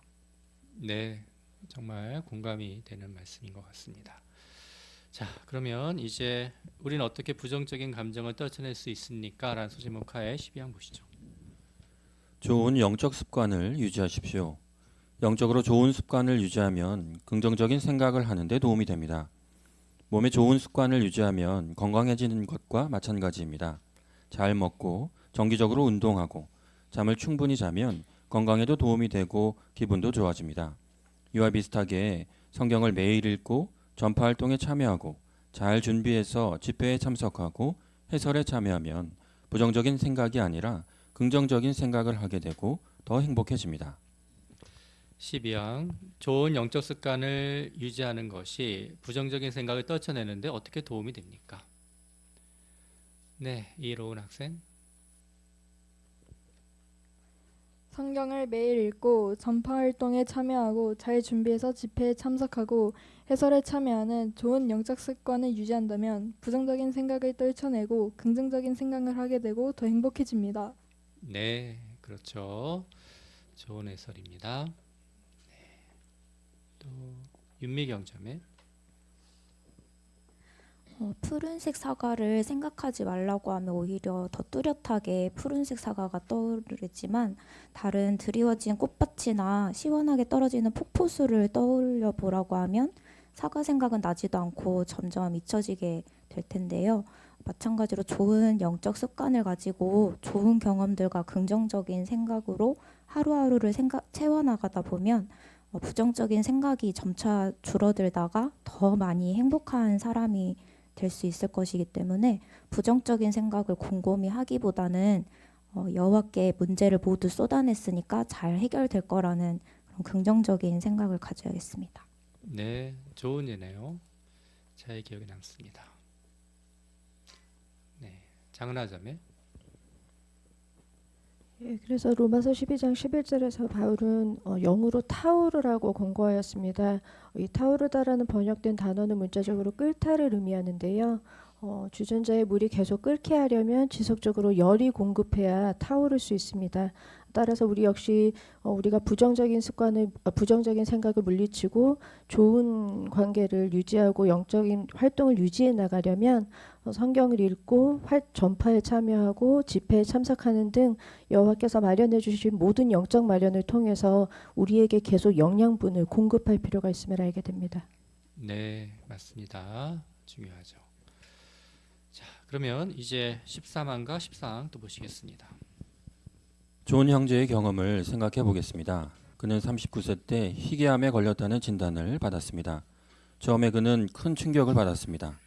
난 아직 젊은데 어쩌다 이렇게 큰 병에 걸렸지 하는 부정적인 생각에 휩싸였습니다. 당시 그의 아들은 겨우 3살밖에 되지 않았습니다. 존 형제는 부정적인 감정을 어떻게 극복할 수 있었습니까? 그는 이렇게 말합니다. 피곤하고 힘들 때에도 우리 가족이 영적으로 좋은 습관을 유지할 수 있도록 최선을 다했어요. 쉽지 않을 때도 있었지만 집회에 빠지지 않고 참석했고 매주 봉사도 했고 가족 숭배도 정기적으로 하려고 노력했습니다. 그때를 돌아보며 존 형제는 이렇게 말합니다. 힘든 일을 겪으면 처음에는 당연히 큰 충격을 받을 수 있어요. 하지만 여호와께서 어떻게 우리를 도와주시는지 경험하고 그분의 사랑을 느끼면 부정적인 감정이 점점 사라집니다. 저와 같은 상황에 있는 분들께 이런 말씀을 꼭 드리고 싶네요. 여호와께서는 저를 도와주신 것처럼 분명 여러분도 강하게 해주실 것입니다. 앞서 나왔던 엘리자 자매는 이렇게 말합니다. 집회에 참석하고 개인 연구를 할 때마다 여호와께서 제 기도를 들어주시고 저를 정말 사랑하신다는 걸 느껴요. 그러면 다시 행복한 마음을 갖게 되죠. 아프리카에서 순회 활동을 하는 놀런 형제는 자신과 아내 다이앤에게 무엇이 도움이 되는지 이렇게 말합니다. 저희 부부는 낙담이 될 때에도 영적 활동을 꾸준히 하려고 노력해요. 그러면 여호와께서는 항상 저희가 올바른 시각을 갖고 기쁨을 되찾게 해주시죠. 여호와께서 저희를 도와주시고 축복해 주실 것이라는 점을 잊지 않으려고 노력해요. 어떤 방법을 사용하실지는 모르지만 도와주실 거라는 건 분명히 알죠. 13항과 14항. 좋은 영적 일과를 유지하는 것이 일부 형제 자매들에게 어떻게 도움이 되었습니까? 네. 앞에 김은경 자매. 네, 존 형제는 39세 때 희귀암에 걸렸는데 쉽지 않을 때도 집회에 빠지지 않고 참석하고 매주 봉사하고 가족 숭배도 정기적으로 하려고 노력했다고 합니다. 그랬을 때 여호와께서 어떻게 자신을 도와주셨는지 경험하게 되고 그분의 사랑을 느끼면서 부정적인 감정이 점점 사라졌다고 하였습니다. 네, 그렇죠. 맞습니다. 네, 또 최은정 자매. 여기 순회 활동을 하는 부부가 낙담이 될 때 올바른 시각을 얻고 기쁨을 얻기 위해서 영적 활동을 꾸준히 하려고 한다는 말이 나오는데요. 이미 그들은 영적으로 매우 바쁜 생활을 하는데도 그처럼 말하는 것을 보면 우리 모두에게 그 불완전성 역량으로 노력해야 되는 부분이 영적인 좋은 일과를 유지해야 된다는 걸 알 수 있습니다. 따라서 개인 연구나 묵상, 기도와 같은 그런 영적인 일을 꾸준하게 노력해야 함을 배울 수 있습니다. 네, 그렇습니다. 박준범 형제. 네, 여기 나와 있는 이 형제자매들은 로마서 11장 11절 앞 그 항에서 살펴본 이 성구를 잘 적용하고 있습니다.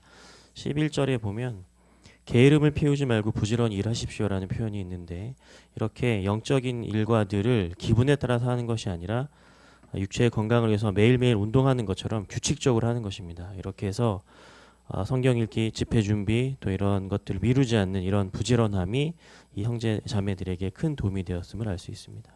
네, 그렇죠. 맞습니다. 네, 그러면 다음 또 15항 보겠습니다. 부정적인 생각을 떨쳐내려면 기본적인 영적 일과를 따르는 것만으로는 부족할 수 있습니다. 예를 들어 허리가 아프다면 매일 걷는 것이 도움이 될 수 있습니다. 하지만 통증을 없애려면 그것만으로는 부족할지 모릅니다. 통증의 원인을 파악하기 위해 자신의 증상에 대해 조사해 보거나 의사에게 진료를 받아야 할 수 있습니다. 이와 비슷하게 부정적인 생각이 끊임없이 든다면 그런 생각을 떨쳐내기 위해 성경과 출판물을 조사하고 장성한 그리스도인들에게 조언을 구해볼 수 있습니다. 이제 도움이 되는 다른 제안들을 더 살펴보겠습니다. 15항 부정적인 생각을 극복하기 위해 또 어떻게 하는 것이 도움이 될 수 있습니까? 예를 들어 보십시오. 자, 여기 어떤 예가 나와 있습니까? 장효정 자매. 허리가 아플 때 걷는 것이 도움이 되긴 하지만 통증의 원인을 파악하기 위해 그 증상에 대해 조사하고 의사를 찾아가는 것처럼 부정적인 생각을 떨쳐낼 수 있는 성경과 출판물을 조사하고 장성한 그리스도인들의 조언을 구하는 것이 도움이 될 것입니다. 네, 그렇죠. 좋은 방법입니다. 네, 또 결국은 이게 실생활에 좀 적용될 수 있는 것이기 때문에요. 좀 부정적인 생각이 들 때 좀 어떻게 하시는지 뭐 개인적인 나만의 방법이 있다면 말씀하실 수도 있습니다. 네, 어떻게 하세요? 부정적인 생각이 들 때. 저는 환경이 허락한다면은 잡니다. 네, 김은미 자매.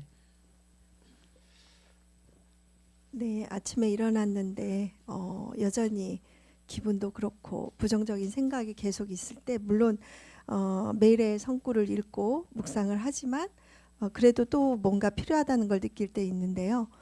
저희는 그 오리지널송을 틀어놓고 따라 부르거나 계속 그 관련된 오리지널송을 듣게 되는데 그러다 보면 그 가사의 내용이나 그 영상 그리고 선율에서 이렇게 치유되는 걸 느끼게 돼요. 그 부정적인 감정이 싹 없어지는 걸 느끼게 되거든요.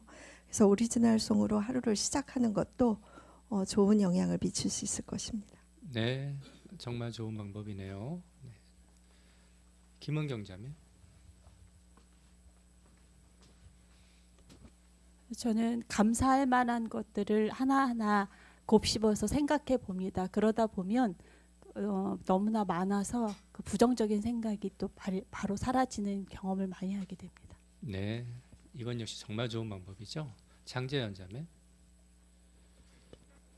뭐 교과서적인 얘기겠지만 아침에 일어났을 때 부정적인 생각이 들 때는 영적인 활동을 하려고 노력을 하는데 그중에 가장 대표적인 게 봉사인데요.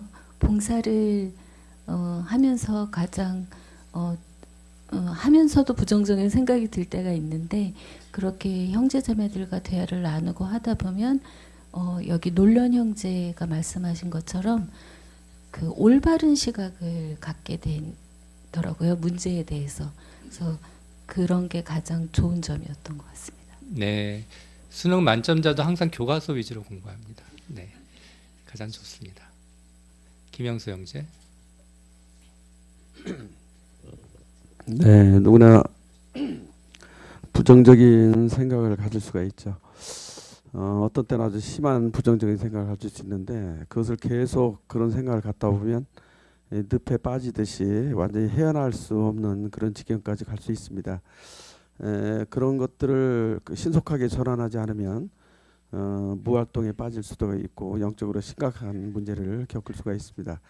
어떤 부정적인 생각이 들 적에 그 긍정적인 사고 방식을 가진 형제들을 만나는 것도 상당히 좋은 방법 중에 하나거든요.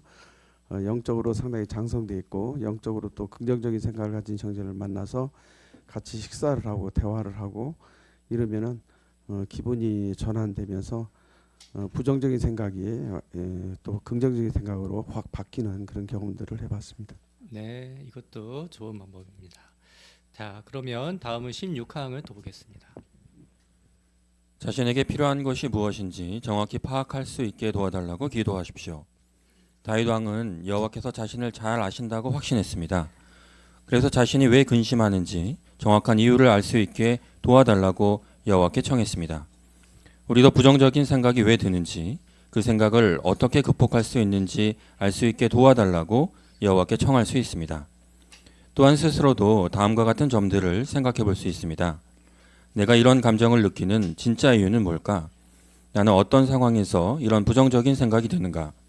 부정적인 생각이 들 때 나는 그 생각을 얼른 떨쳐버리는가? 아니면 계속 곱씹어 생각하는가? 먼저 시편 139편 1절로 4절 또 23절 24절을 낭독해 보겠습니다. 자, 여기를요.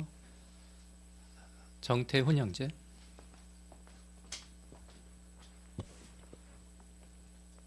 오 여호와여, 당신이 나를 살피셨으니 나를 아십니다. 당신은 내가 언제 앉고 언제 일어나는지 아시며 내 생각을 멀리서도 알아차리십니다. 내가 길을 가고 누울 때 나를 보시고 내 모든 길을 잘 아십니다. 내 혀에 말이 없지만 오 여호와여, 당신은 이미 그것을 잘 아십니다. 23절 24절 오 하느님, 나를 살피시고 내 마음을 알아주십시오. 나를 조사하셔서 내 근심을 알아주십시오. 내 속에 해로운 길이 있는지 보셔서 나를 영원한 길로 인도해 주십시오. 감사합니다. 자, 16강 질문. 부정적인 생각이 드는 이유를 알아내기 위해 어떻게 할 수 있습니까?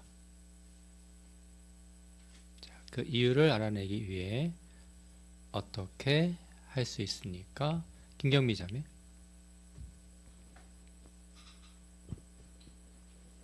네, 자신에게 필요한 것이 무엇인지 정확하게 파악할 수 있게 도와달라고 여호와 하나님께 기도할 수 있습니다. 네, 그렇죠. 맞습니다. 네, 앞에 고강용 형제. 네, 다윗이 했던 것처럼 나를 조사하셔서 내 근심을 알아주십시오. 그래서 여호와께 기도하면 그 근심의 원인을 알게 될 수 있고, 또 24절에 있는 것처럼 나를 영원한 길로 인도해 주십시오. 영원한 길을 걸을 수 있게끔 그것을 극복하게 해달라고 청할 수도 있겠습니다. 네, 좋은 방법이네요. 이현정 자매.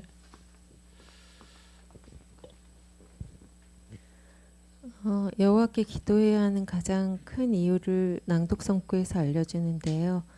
우리가 너무나 고통스럽고 부정적인 생각이 강해서 무엇을 말해야 좋을지 몰라 신음소리조차 내지 못할 때가 있는데, 시편 139편 4절에서 혀에 맴도는데 말하지 못하는 걸 나의 모든 길을 아시는 분은 여호와이기 때문에 그분께 기도로 매달린다면 우리의 그런 부정적인 마음이 사라질 수 있을 것입니다. 네, 좋은 성구 적용입니다. 17항 보시죠. 자신의 상황에 맞는 주제로 개인 연구를 해보십시오. 여호와의 성품과 특성에 대해 연구해 보는 것도 도움이 될 수 있습니다. 예를 들어 사도 바울은 대속과 여호와의 용서에 대해 묵상해 보면서 큰 유익을 얻었습니다. 우리도 바울처럼 해볼 수 있습니다. 여호와의 증인을 위한 연구 자료 찾아보기나 워치타워 출판물 색인이나 그 밖의 조사 도구를 사용해 하나님의 자비, 용서, 충성스러운 사랑과 같은 주제로 연구를 해보십시오. 자신에게 도움이 되는 기사들을 찾았다면 그 기사들을 목록으로 만들어 보십시오. 그 목록을 잘 보이는 곳에 붙여놓고 부정적인 생각이 들 때마다 그 목록에 나오는 기사들을 연구해 보십시오. 그리고 배운 내용을 적용하기 위해 노력하십시오. 17항. 어떤 주제로 개인 연구를 해보면 긍정적인 생각을 갖는 데 도움이 됩니까? 김준영 형제. 네, 연구자료 찾아보기 감정 소제목에 낙담, 기쁨을 잃음, 우울감, 재활을 보게 되면 부정적인 생각을 이겨내는데 도움이 되는 사실은 여호와께서 우리 마음속 깊은 감정까지 정확히 아시는 분이라고 설명하면서 시편 100편 3절은 우리가 그분의 지으심을 받은 존재라고 알려주고, 사무엘상 16장 7절은 여호와께서 사람의 마음을 보신다고 말합니다. 그래서 다른 사람들은 내 마음을 몰라주더라도 여호와께서는 내가 왜 힘든지, 무엇 때문에 지쳐 있는지 온전히 이해하십니다. 그러면 아무도 나를 모른다는 생각이 약해지고 여호와께서는 나를 이해하신다는 확신이 생기며, 그러한 확신은 부정적인 생각을 줄이고 마음이 큰 위로를 가져다 줍니다. 네, 그렇군요. 감사합니다. 사파 함께 보실까요? 자, 이 사파에서는 또 우리가 어떤 좋은 점을 찾아낼 수 있습니까? 자, 눈에 띄는 장면들이 있을까요? 최윤정 자매. 네, 그 낮 시간인 것 같은데요.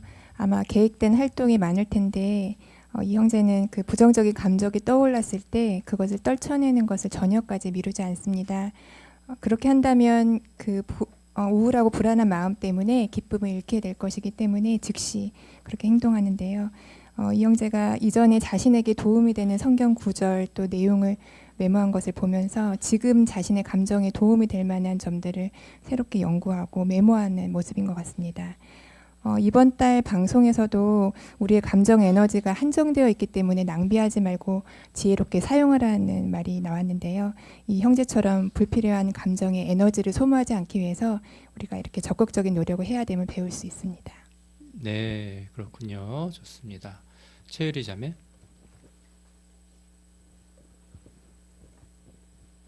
저는 또한 형제의 책과 성경에 붙어있는 포스트잇들이 인상이 깊었는데요. 항에서는 도움이 되는 기사들을 잘 보이는 곳에 붙여놓고 부정적인 생각이 들 때마다 연구해보라고 권합니다. 아마 이 형제도 자신의 약점들이나 개선하고 싶은 점들을 잘 연구해서 정리해놓고 주기적으로 꺼내보기 위해 포스트잇을 붙여놓은 것 같다는 생각을 했습니다. 그래서 우리도 열심히 연구를 한 뒤에 그것들을 자주 꺼내봄으로 적용하기 위해 꾸준히 상기시키는 것 역시 중요함을 생각해보게 되었습니다. 네, 좋은 방법이네요. 18항 보겠습니다. 앞서 나왔던 엘리자 자매는 욥에 대해 개인 연구를 해보았습니다. 그는 이렇게 말합니다. 저는 여러 가지 어려움을 한꺼번에 겪었어요. 그래서 욥의 상황이 더욱더 공감이 됐죠. 욥도 엄청난 시련들을 연달아 겪으면서 낙담했어요. 심지어 그는 자신이 왜 그런 시련을 겪는지도 몰랐죠. 그런데도 계속 여호와를 의지했습니다. 앞서 나왔던 다이앤 자매는 이렇게 말합니다. 저희 부부는 여호와께 가까이 가십시오 책을 함께 연구하고 있어요. 여호와께서 마치 도공이 진흙을 빚는 것처럼 우리를 빚어주고 계신다는 사실에 감사하게 되더라고요. 실수나 잘못 때문에 실망하거나 낙담이 될 때면 너무 자책하기보다는 여호와께서 우리가 더 나은 사람이 되도록 빚어주고 계신다는 사실을 기억하려고 노력해요. 그러한 점을 묵상해 보니까 여호와와 더 가까워졌어요. 18항 일부 형제 자매들은 어떤 주제로 개인 연구를 해서 유익을 얻었습니까? 네, 뒤에 김지웅 형제.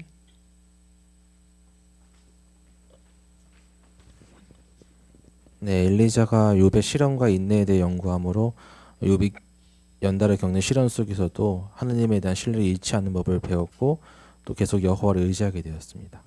네, 그렇습니다. 자, 이제 마지막 수제목하의 19항 보시죠. 좋은 영적 습관을 유지하고 자신의 상황에 맞춰 개인 연구를 하더라도 부정적인 감정이 완전히 사라지지는 않을 것입니다.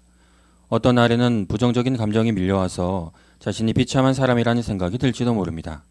하지만 우리는 여호와의 도움으로 그런 감정을 떨쳐낼 수 있습니다. 분명 그런 날들보다는 행복한 날들이 훨씬 더 많을 것입니다. 우리는 여호와께서 우리의 봉사를 기뻐하신다는 확신을 가지고 깨끗한 양심으로 대부분의 날들을 기쁘게 보내게 될 것입니다. 우리는 어떤 현실적인 견해를 가져야 합니까? 김민우 형제. 네, 지금까지 살펴본 그런 좋은 제안들을 우리가 생활에서 적용한다 하더라도 모든 부정적인 감정이 완전히 사라지지는 않고 심지어 더 큰 강도의 어떤 감정이 생길 수가 있지만 중요한 것은 여호와의 도움으로 우리는 그러한 부정적인 감정들을 떨쳐낼 수 있다는 사실을 기억하겠습니다. 네, 그렇죠. 맞습니다. 자, 마지막 20항 보시죠. 과거의 한 잘못이나 현재 겪는 어려움이나 불완전성 때문에 부정적인 생각에 빠지지 않겠다고 결심해야겠습니다. 우리는 여호와의 도움으로 그런 감정을 잘 다스리고 극복할 수 있습니다. 곧 오게 될 신세계에서는 더는 부정적인 생각과 싸우지 않아도 될 것입니다. 그때가 정말 기다려지지 않습니까? 신세계에서 우리는 매일 아침 아무런 걱정이나 불안한 생각 없이 눈을 뜨게 될 것입니다. 사랑 많은 하나님 여호와를 행복하게 섬길 또 하루가 시작되었다는 생각에 기쁨만 가득할 것입니다. 네, 신규철 형제 잘 준비된 좋은 낭독을 해주셔서 감사합니다. 20항, 당신은 어떻게 하겠다고 결심했습니까? 네, 전병숙 자매. 어떤 이유로든 부정적인 생각에 빠지지 않겠다는 결심, 여호와께 도움을 구하겠다는 결심, 또 기쁨으로만 가득할 신세계에 초점을 맞추겠다는 결심, 이런 결심들은 부정적인 생각, 감정을 떨쳐내는 데 도움이 됩니다. 네, 그렇죠. 맞습니다. 자, 그러면 이제 어떻게 대답하시겠습니까? 라는 세 가지 질문 보시겠습니다. 첫 번째, 바울은 무엇 때문에 때때로 자신이 비참한 사람이라고 느꼈습니까? 이금희 자매.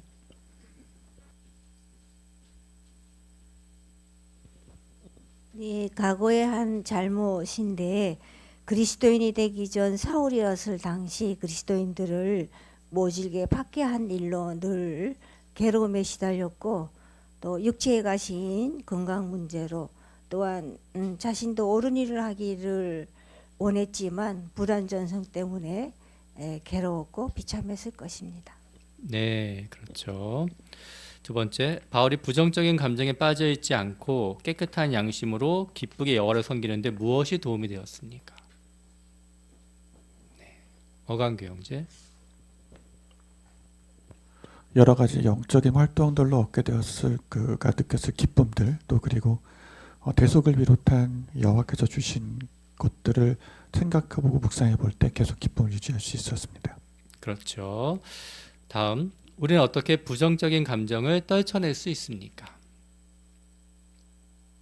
네, 어떻게? 조본우 자매.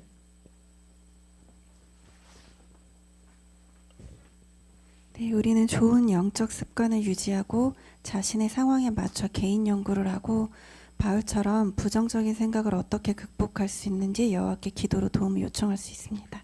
네, 좋은 방법입니다. 그 3월 방송에서 이 부정적인 감정을 그 하나의 그 방에 비유했죠. 그래서 어두운 그 방에서 일시적으로 있을 수는 있겠지만은 너무 오래 있지 말고 곧 나와서 다른 방으로, 긍정적인 생각을 할 수 있는 방으로 갈 것을 제안하였습니다. 결국 이 방에서 저 방으로 가는 행동이 필요한데요. 최소한의 행동입니다. 근데 정말 힘들 때는 이거 자체도 힘들 수 있거든요. 자, 그렇게 하는데 필수적인 것이 오늘 우리가 배웠던 것처럼 좋은 영적 습관을 유지하는 것입니다. 왜냐하면 이 습관이라는 것은 특별한 어려움 없이 그 자연스럽게 내가 행동할 수 있는 하나의 패턴입니다. 그렇기 때문에 아무리 힘들 때라도 이 방에서 저 방으로 넘어가는 것이 아주 물 흐르듯이 자연스럽게 움직일 수 있는 것입니다. 텔레비전을 보다 보면 가끔 적절하지 않은 화면이나 이렇게 나왔을 때 우리가 채널을 돌려야 되겠죠. 마찬가지로 우리가 부정적인 감정이 생기신다면 채널을 돌려서 영원 하나님과 소통하고 또 성경을 읽는 것이 매우 중요할 것입니다. 해설에 참여해 주신 모든 분들에게 감사드립니다. 그럼 이제 가능하신 분들은 함께 일어나셔서 노래 34번 충절로 걸으리를 함께 부르시고 오늘 훌륭한 연설을 해주신 고강영 형제의 기도로서 오늘 집회를 마치도록 하겠습니다.